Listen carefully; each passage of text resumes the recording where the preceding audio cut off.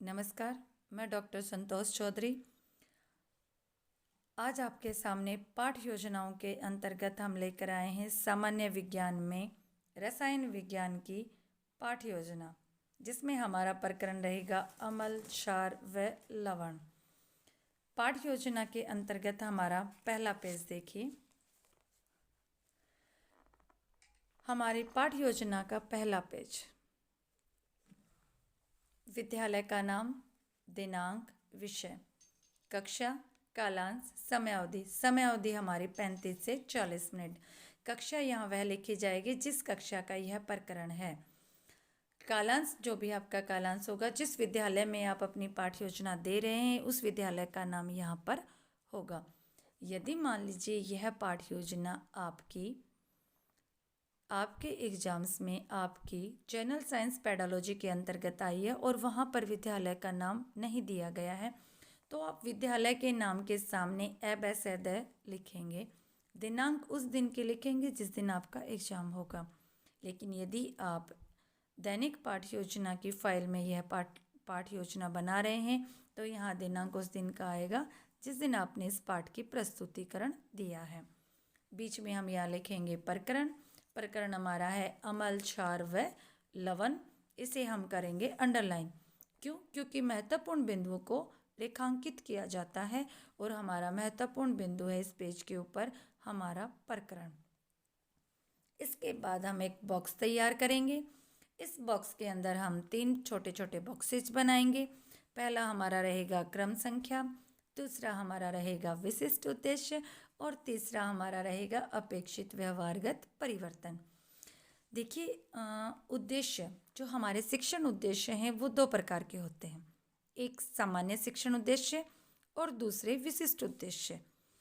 हमारे जो सामान्य शिक्षण उद्देश्य होते हैं वह हमारी पूरी पुस्तक से संबंधित होते हैं। जैसे हमारे सामान्य विज्ञान के सामान्य उद्देश्य होंगे, लेकिन यहाँ मैं आपको एक विशेष प्रकरण की पाठ योजना दे रही हूँ। यदि हम किसी विशेष प्रकरण को लेकर पाठ योजना तैयार कर रहे हैं तो उसके विशिष्ट शिक्षण उद्देश्य होंगे। लेकिन यदि हम दैनिक पाठ योजना में 20 लेसन एक साथ बना रहे हैं तो उस फाइल के पहले पेज के ऊपर आप विज्ञान से संबंधित सामान्य उद्देश्य लिखेंगे जो कि आपकी दैनिक पाठ योजना में आते हैं। अब आ जाइए अपनी पाठ योजना के पेज नंबर 1 पर। हमने यहाँ बॉक्स तैयार कर लिया था। बॉक्स तैयार करके विशिष्ट उद्देश्य में हमारा पहला विशिष्ट उद्देश्य है ज्ञान, दूसरा अबोध, तीसरा ज्ञानोपयोग, चौथा कौशल, पांचवा अभिरुचि और छठा हमारा अभिवृत्ति। ज्ञान, नॉलेज, अंडरस्टैंडिंग, नॉलेज अप्लाइमेंट, स्किल, एप्टीट्यूड और एटीट्यूड।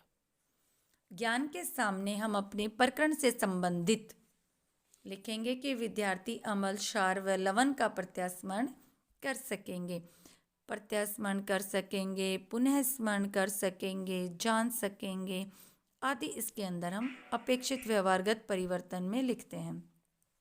दूसरा हमारा अबोध है। अबोध के अंदर हम अपेक्षित व्यवहारगत परिवर्तन में लिखते हैं व्याख्या कर सकेंगे, तुलना कर सकेंगे, परिभाषित कर सकेंगे, स्पष्ट कर सकेंगे। तीसरा हमारा ज्ञानोपयोग। ज्ञानोपयोग से संबंधित हम लिखेंगे कि उच्च कक्षाओं में या दैनिक जीवन में इनका उपयोग कर सकेंगे। किनका? जो ज्ञान प्राप्त किया है उसका उपयोग कर सकेंगे। कौशल के अंतर्गत आता है कि विद्यार्थियों में निपुणता आ जाएगी। किस चीज़ की निपुणता आएगी? जो हम प्रकरण करवा रहे हैं उस प्रकरण से संबंधित कोई चार्ट, कोई ग्राफ, कोई चित्र या उनके नामांकन सहित एक चित्र बनाने आदि से संबंधित उनके अंदर कौशल आ सकेगा। इस प्रकार से हम कौशल के अंदर लिखते हैं। पांचवा हमारा आता है अभिरुचि।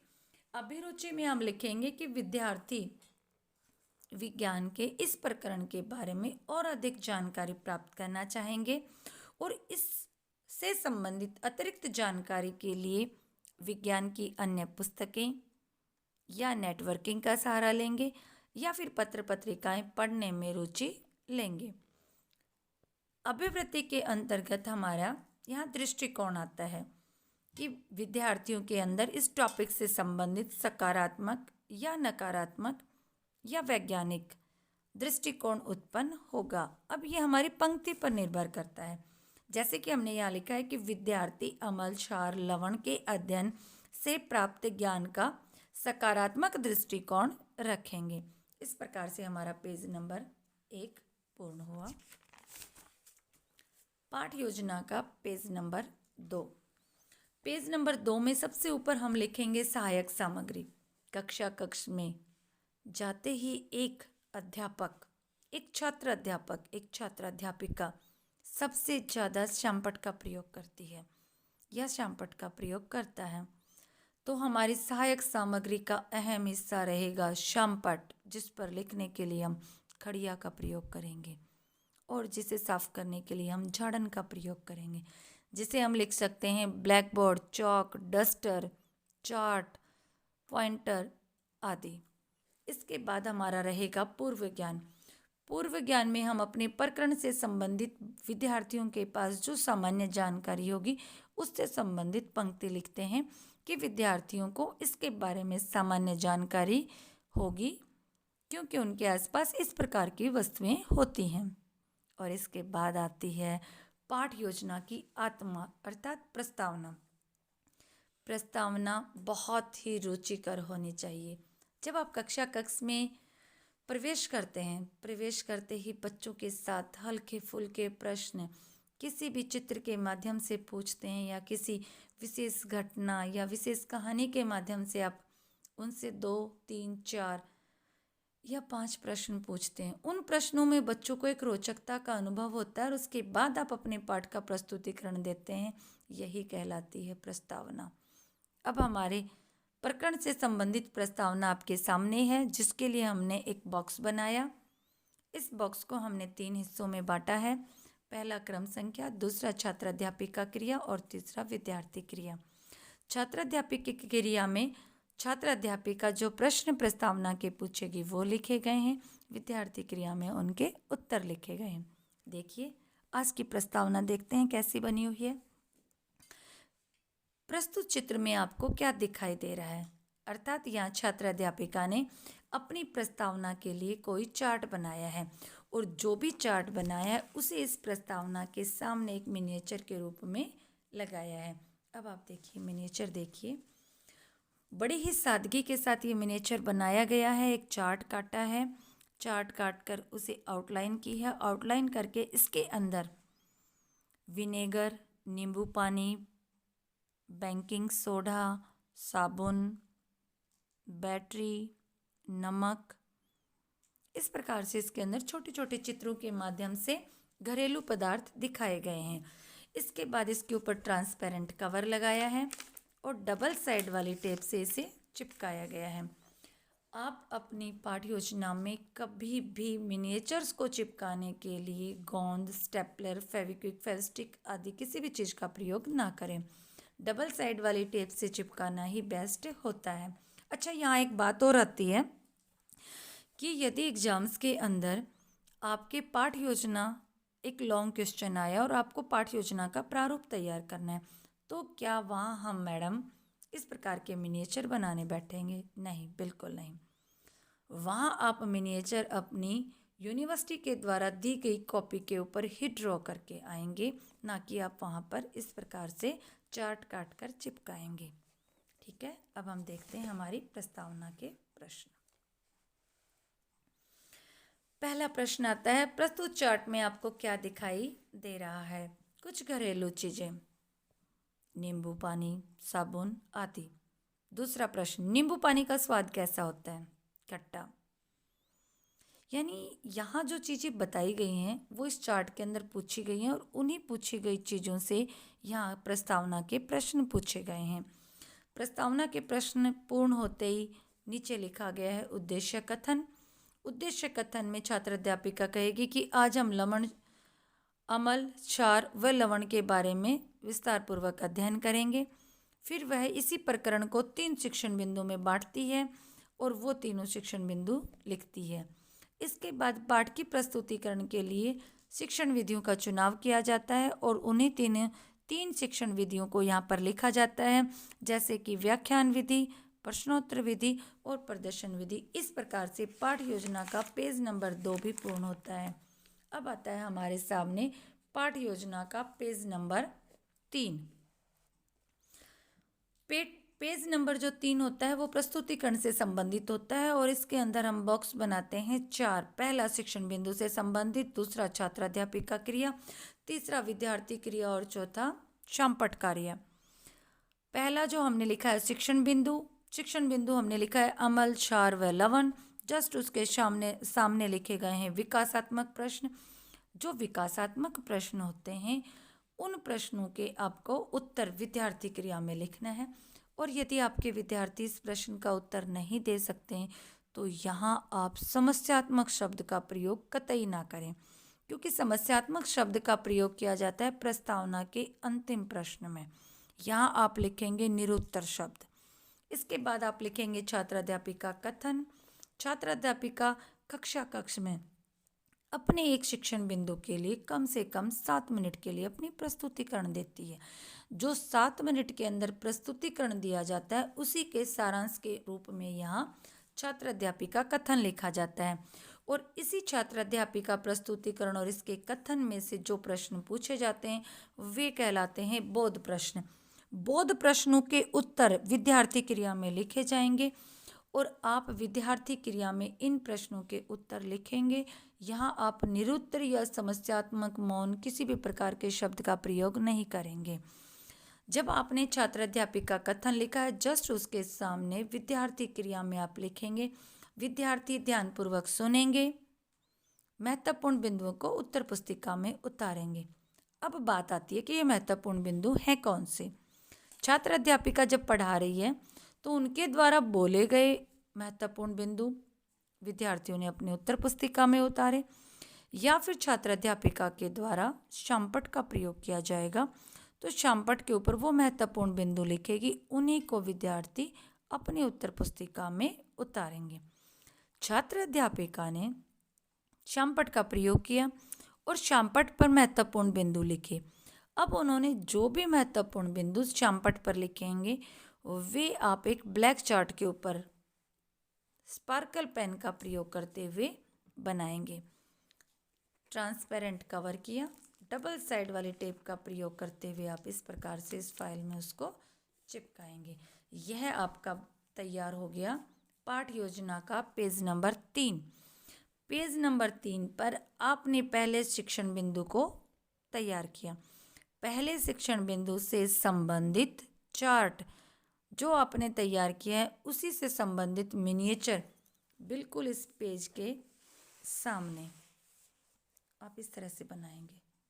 ये देखिए आपके सामने ये मिनिएचर्स बने हुए हैं।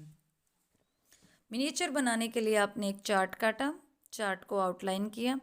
आउटलाइन करने के बाद इससे संबंधित आपने चित्र प्रदर्शित किए, ट्रांसपेरेंट कवर लगाया और डबल साइड वाली टेप का प्रयोग करते हुए आपने इन मिनिएचर्स को इसके ऊपर चिपकाया। जब हम कोई भी मिनिएचर तैयार करते हैं और उसको हम ट्रांसपेरेंट कवर से कवर करके फिर चिपकाते हैं तो एक अजीब सा आकर्षण उस मिनिएचर में देखने को मिलता है। अतः आप जब भी कोई मिनिएचर बनाएं ट्रांसपेरेंट कवर अवश्य लगाएं। ये हमारी पाठ योजना का पेज नंबर 3। अब हम चलते हैं अपनी पाठ योजना के पेज नंबर 4 की ओर। पेज नंबर 4 पर हमारा रहेगा दूसरा शिक्षण बिंदु। दूसरा शिक्षण बिंदु जस्ट उसके सामने रहेगा छात्र अध्यापिका क्रिया के अंदर विकासात्मक प्रश्न। विद्यार्थी क्रिया में इन विकासात्मक प्रश्नों के उत्तर शामपट कार्य में छात्र अध्यापक के द्वारा या अध्यापिका के द्वारा जो भी शामपट कार्य किया गया है उस शामपट कार्य को ब्लैक चार्ट के ऊपर स्पार्कल पेन के प्रयोग के द्वारा लिखा जाए। ट्रांसपेरेंट कवर लगे, डबल साइड वाली टेप से उसको चिपकाया जाए। छात्र अध्यापिका कथन। छात्र अध्यापिका की प्रस्तुति के सारांश के रूप में यह कथन लिखा जाता है। बोधात्मक प्रश्न, इसी कथन में से पूछे गए प्रश्नों को बोध प्रश्न कहा जाता है। दोनों ही प्रश्नों के उत्तर लिखे जाएंगे, इस बात पर विशेष ध्यान दें। जहाँ छात्र अध्यापिका कथन लिखा, बिल्कुल उसके सामने विद्यार्थी क्रिया में आप लिखेंगे। विद्यार्थी ध्यानपूर्वक सुनेंगे और महत्वपूर्ण बिंदुओं को उत्तर पुस्तिका में उतारेंगे। यह था हमारा पेज नंबर 4 और पेज नंबर 4 में था हमारा दूसरा शिक्षण बिंदु और दूसरे शिक्षण बिंदु से संबंधित मिनिएचर इस पेज के बिल्कुल सामने। ये देखिए, अब आप देख रहे हैं कि हमारे दूसरे शिक्षण बिंदु से संबंधित हमारा मिनिएचर ये लगा हुआ है। हमने चार्ट काटा, चार्ट को आउटलाइन किया, उस पर संबंधित चित्र बनाए, ट्रांसपेरेंट कवर किया और डबल साइड वाले टेप से हमने उसको चिपका दिया। Page number 4, page number 5। Page number 5 में हमारे द्वारा विकासात्मक प्रश्न लिए गए हैं, वैसे ही जैसे हमने पीछे लिए हैं। उसके बाद हमने छात्र अध्यापिका कथन लिया है। कथन के बिल्कुल सामने विद्यार्थी क्रिया में विद्यार्थी ध्यानपूर्वक सुनेंगे, बिल्कुल इसके सामने हमने शामपट चिपकाया है, वैसे के वैसे जैसे हमने पीछे 2 शिक्षण बिंदु में बनाए हैं। इस छात्र अध्यापिका कथन से संबंधित बोधात्मक प्रश्न हमने यहाँ बनाए हैं और इस कथन से संबंधित मिनिएचर हमने इसके सामने लगाया है। और यह मिनिएचर भी हमने वैसे ही बनाया जैसे कि हमने पिछले मिनिएचर बनाए थे। आउटलाइन करते हुए ट्रांसपेरेंट कवर किया और डबल साइड वाली टेप से हमने इसको यहाँ पर चिपका दिया। इन बोध प्रश्नों के बाद हम पुनरावृत्ति के प्रश्न बनाते हैं।